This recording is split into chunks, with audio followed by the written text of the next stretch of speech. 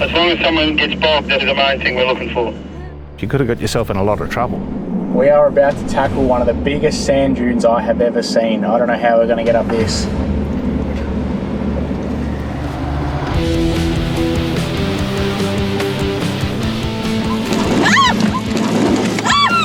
I'm sure gravity will take you down.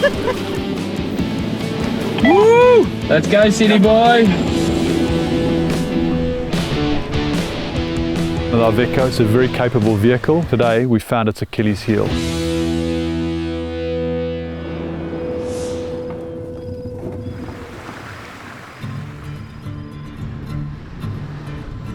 We headed towards the weir that feeds into Menindee Lake. I had a bit of a hot tip from a friend that actually lives in Menindee, a bit of local knowledge.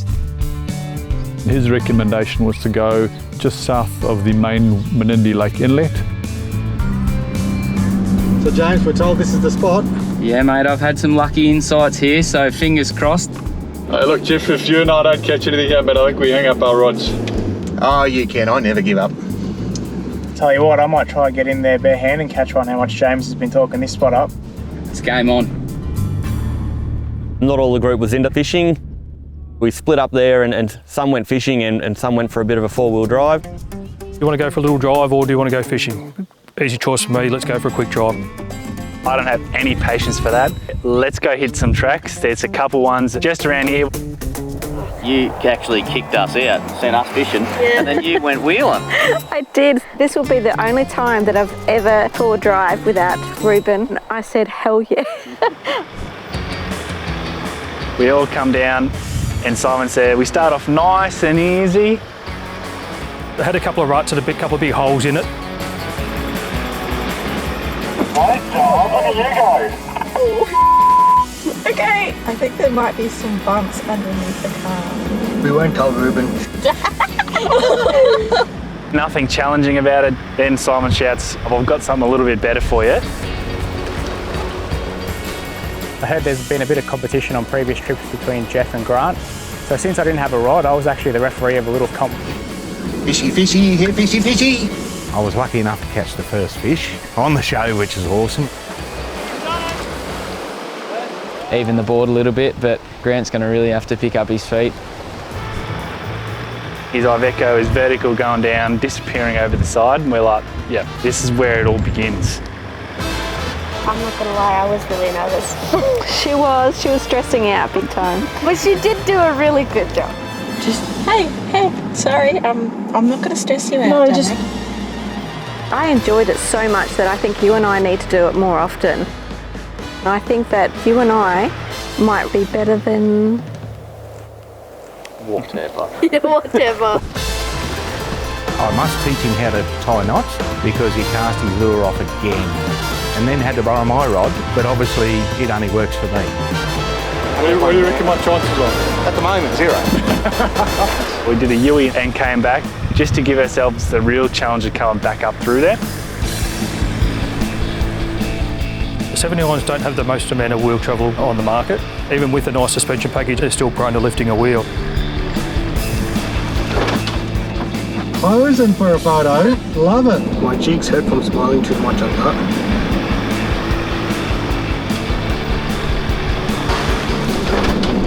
That was pretty awesome.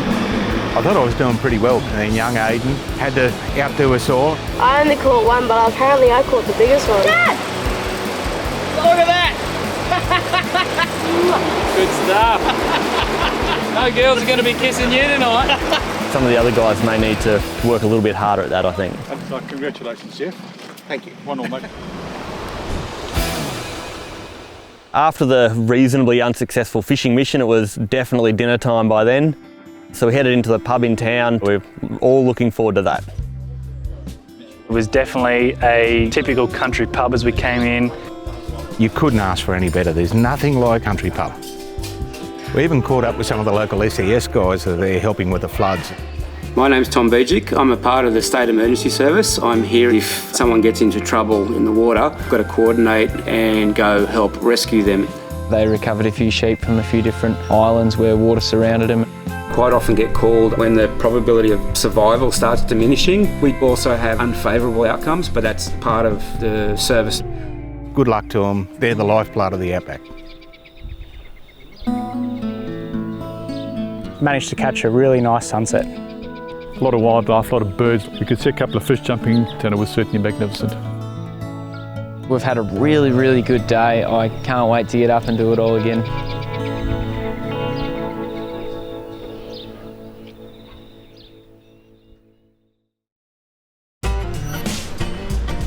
Today Simon gets up and he said, I know a guy. There's always a guy. I've hooked up with Angus and Kelly at Wyndham Station. We're going to meet them at Willow Point. We're stopping to check out the lakes, some sand dunes, and have a little bit of fun on his property. Now today I've picked up something a little bit different. I've got a couple of rugrats in the back. Hello! Who've decided to give Honey a headache. I mean, who've come along for the ride today. It was absolutely fabulous without you lot in the car. I really had the most peaceful time. I love you guys so much. I'm pretty sure Dad whinges more than Aiden and I. How do I whinge more? My thoughts and prayers are with Simon today. Give it a couple of hours, you'll see what us parents have been through for the last 20 years.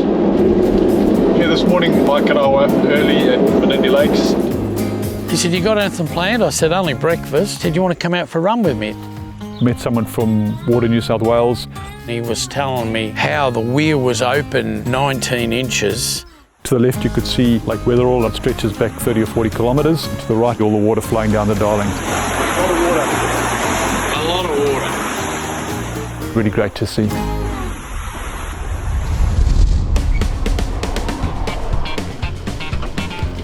We ended up stopping on the side of the road, come across this fridge. Someone had said this is the country book club. Some quiet nights out here in the bush. So if you have finished reading a magazine or a book, you open up this fridge, you put that in and you grab something else to read, close it up and get on your way. The passionate pirate. Sounds good. Is this just... read that to me tonight. We had a look at the amazing lake there at the moment. It's full of water. The colour of the water was a real turquoise colour. Well, normally there's no water in that lake, so that was really cool to see. Back again on the Silver City Highway, turn left into the property. My name's Angus or Gus White. We're at Willow Point Station today and I'm here with my wife Kelly. When the convoy came in from different companies with their own brands, oh, it's great to see because all these names are household names. How you going? Good, thank you. Simon, is that? Simon. Nice to meet you, Simon. These guys were absolutely salt of the earth, unbelievable farming people. Welcomed us into their place like we have been friends with them for many years. Anthony. Here, Gus and Kelly. Oh my gosh. As long as we get someone bogged and we can laugh at them and all that sort of stuff, that's happy days. Thank you very much. All right, well, you'd lead away. They then took us into the middle of their property. You can see all the eyes pointed out to have a look at the lake. There was all this floodplain and it was covering about 3,500 acres. It, like the rest of the lakes around here, are absolutely above capacity. You can just see what all this rain has done for the people out here. Now they can actually grow some harvest, have something else to contribute to Australians, not just meat. As we got rolling through the property, what everyone could see and was everyone's getting pretty keen on was some big sand dunes in the background. What do you reckon? Who's going to get bogged first? You. Oh. Gee, thanks. Pretty excited to see these city boys let their tyres down and see what they're actually capable of. Simon radios through, says oh, it's time to air down. That's always a good sign that we're in for some good times ahead. So we all met up at the bottom of the sand dunes. They were prepared. We didn't really tell them too much about the sand dunes. We didn't want to tell them really anything at all. When you go in national parks, you're not allowed to go off the tracks. He got in his four-wheel drive and he just said, follow me. We take a great deal of care on our property and we know full well that probably no one will be up playing in that sand again for another 12 months. We don't run a business, we don't regularly allow tourists here. The country looks fantastic, there's green around and water around, why wouldn't you be having a good time? Pretty firm going, all easy so far. After 2 days stuck in a car, nothing but sniffing dust, it was definitely a relief to open the taps up and have some fun. This is very different from the roads I'm used to driving on in Melbourne. Woo! Let's go, city boy. You going to get stuck, Simon? I'm just cruising along in second gear, no problems at all. Don't go for third, you'll miss it and bog yourself. Got the lake out on your right, and it was just phenomenal to see, and that had been dry for 10 years. This is magnificent. It's like a little bit of air peninsula in the bush. All right, I reckon we look for a spot to see if we can climb up the top there. Angus and Kelly were actually calling us a bit soft, and they said we could actually go for a bit of a wheel and show them how it was done. Oh yeah! It's great to see diff lockers front and back and people that know how to use them properly, because I've got no idea about any of that stuff. I just put it in four-wheel drive and drive. Nice view. Tell you what guys, the view up here is spectacular. Who wants to come up and have a crack? Don't forget Baja mode in the Raptor. We can't change anything, everything's locked up. That was a close call. If you weren't watching and you didn't really know it was to the left, you could have got yourself in a lot of trouble. There was a pretty fun line up to the side of one of the dunes where it was a fairly hard pack climb up, and that was fairly easy, but once you got over the top there was a completely blind ridge.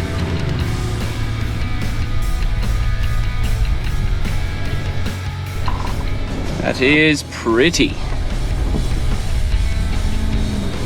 Sorry for pushing in, Charlie. It's all right, Mike. I want to see you get bogged. We can't turn off our traction control. Why's that? It won't turn off. We can't even select the modes. But there was one little peak to the right that Angus had pointed out, and Simon's always up for a challenge, so he gave it a crack. Simon being Simon had to have a crack at something a little bit more difficult. So he took another line over to the side. It was a lot steeper. Oh look, it's significant, but I'm sure gravity will take you down. Well, Reuben, we've got a challenge for you over here. Let's see. And Simon pointed out a line that he could make up. Didn't know whether the stock suspension Ranger could actually get it up there. Oh my god. Okay. Yep. That'd be a piece of piss. All right. Oh. Ah! Ah! I got scared. You right, mate? You left a bit of gear on the track. Oh, what did I leave? No, it's empty. It's just in the back of me rubbish. It is now. You know what was really funny was watching you, mate, jump out of the way. I was waiting to see if you were zigging or zagging. I didn't expect them to get up there, so both of them did a really good job. Hold the phone, fellas. We're just going to teach the city boys how to use their Ranger. You can't change anything. Yeah, none of it worked. We got James from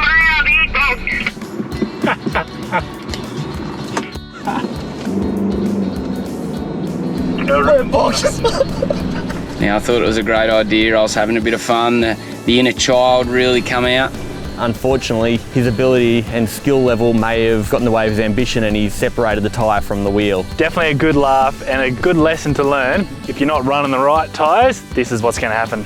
Got the tyre up off the ground, got the compressors out, put some air into the tyre. Getting close now. It's always waiting for that pop. I've seen it once when it didn't pop. Bang! Didn't pop, just closed over.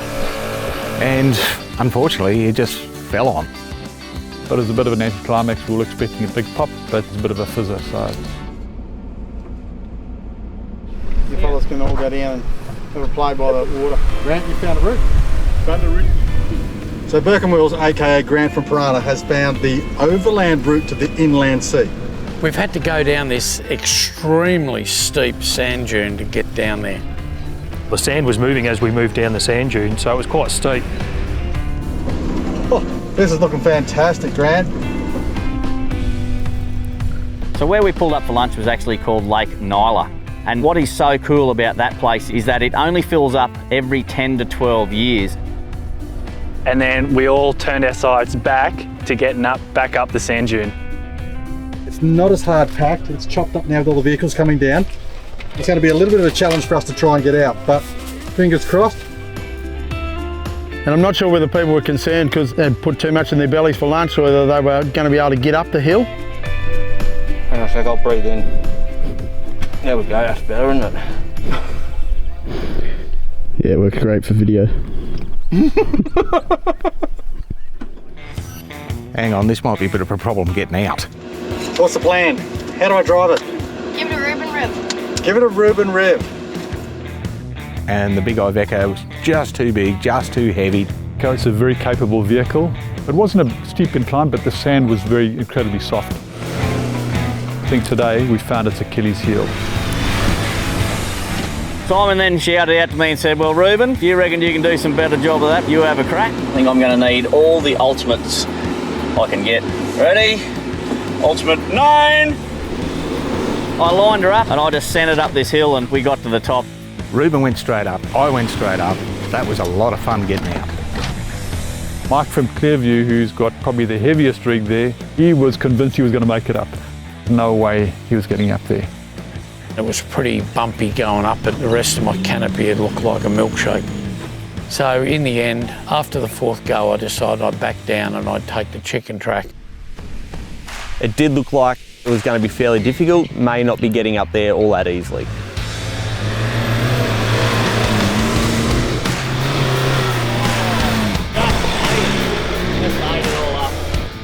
When it came to my turn, I just went all the way back as far as I could. Low second gear, front and rear lockers straight on, plenty of momentum. Nailed it! A little bit of a relief because we weren't too sure whether we were going to be snatching vehicles over the top. Got the property owners in the car, so we'll hit it first go and see what happens. No pressure. With the Jack Russell in the middle, we lined up and we did our best to get to the top. Unfortunately, the Ranger had a few little issues. And we didn't quite get there. Luckily, a few ins and outs with reverse, we did just creep straight out. Just going to make it deeper for everyone else. Yeah, thanks, James. You're too local, mate. You really Was it a good use of four-wheel drives and a good test of people's skills to get back up? Yeah, that was a great spot. Really good. Came across to our turn and me and Lahira were scratching our heads thinking of a way that we could get up this massive hill. We are about to tackle one of the biggest sand dunes I have ever seen. I don't know how we're going to get up this in Baja mode. Let's send it. The first time I tried to get up there, I didn't have enough speed. Oh, not quite. Oh. But the second time I was ready to go, absolutely floored it and got up there, no worries.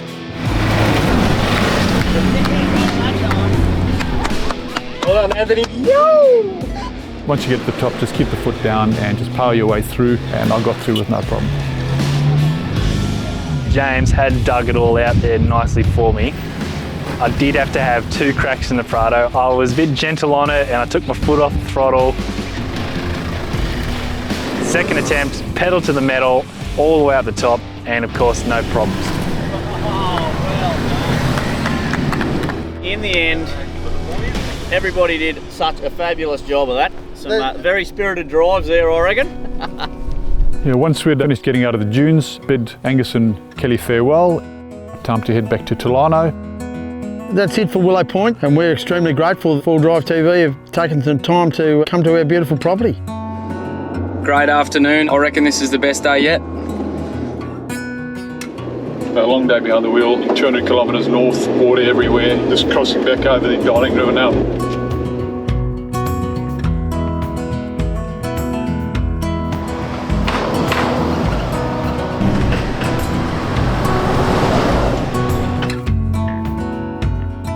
After that, we hot-footed it back to Tolarno Station. I don't know if you've ever driven in the dark, but when you're in convoy, when dark falls, the wind generally stops, and then with spotlights on, which are all lighting up because we all love our Nava spotties. As the convoy returns to Tolarno Station after a massive day travelling, they get a good night's sleep for the day ahead. Next week, the convoy have some fun traversing the endless sand dunes Tolarno has to offer. Holy moly, this is steep. Yeah. Oh, that is steep. Oh my gosh. The vehicles are going to get punished a little bit more than they have before. Tough, steep ascents, plenty of troubles in the sand, and much more to come next week on Your 4x4.